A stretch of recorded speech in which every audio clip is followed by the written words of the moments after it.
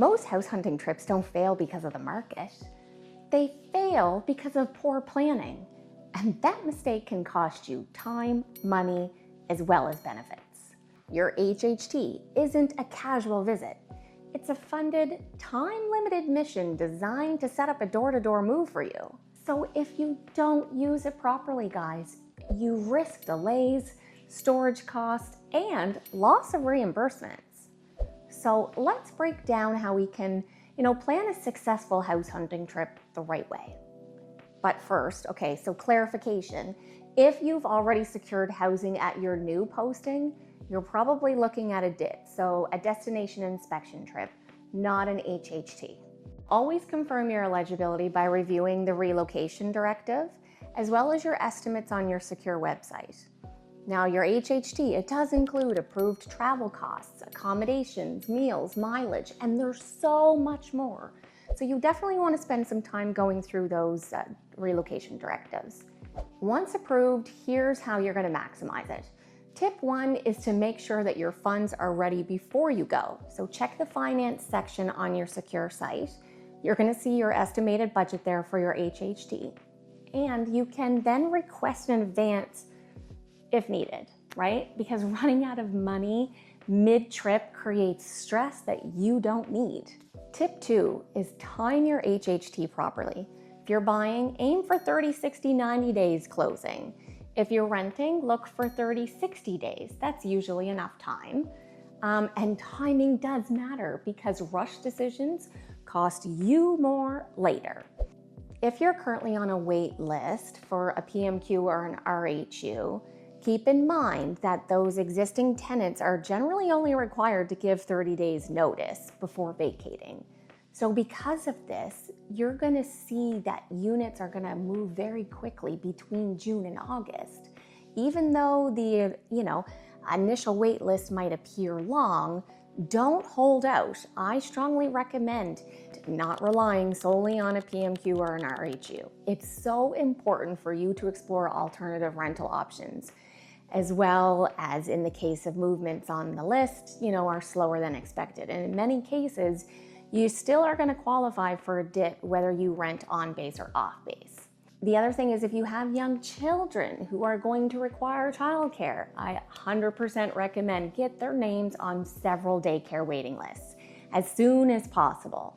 Many daycares actually have very lengthy wait lists with very limited turnover. So applying at multiple locations is actually going to help improve your chances of securing a spot. Tip 3 is to line up professionals before you arrive. This one is big.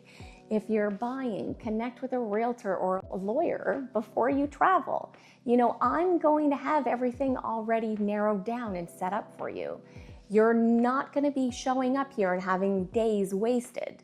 So say you've got 5 days. You should be looking at homes, the first and the second day. And you should be getting an accepted offer on day 2 or 3. And you should be doing inspections on day 4 or 5. That's how organized I am. That's the way it should be. Tip 4 is you need to be mortgage ready. Make sure you are pre-approved for your mortgage before you even attend your HHT. Surprises can derail everything. I'm telling you, even if you have a home that you have to sell at your current location, it doesn't mean you're still going to get a pre-approval here. And here's why. So I had a couple who were coming from Ontario to Nova Scotia. They were being posted here. And they put their house on the market and then after that connected with me to set up their HHT. And guess what? They were not approved for a mortgage.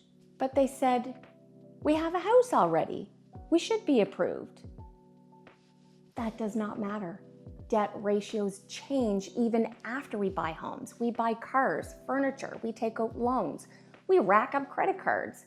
Credit ratings change and we also change our jobs and then our wages change too. So you can bet that their plans were definitely derailed. Tip 5, think beyond your house hunting trip and think about your lifestyle.